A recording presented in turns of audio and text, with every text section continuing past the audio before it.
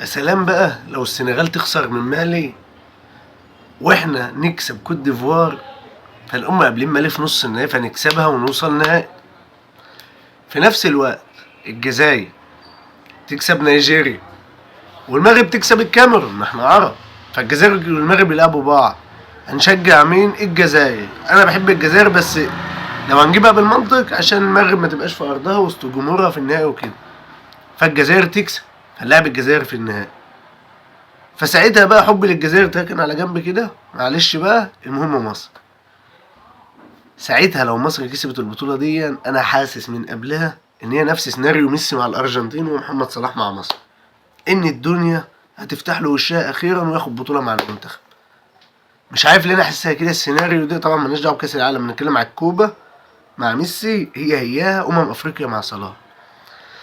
فان شاء الله يعني احنا ابطال النسخه دي بالقرف بقى، بكره حلوه بكره وحشه باي حاجه، المهم ناخد البطوله وبس كده.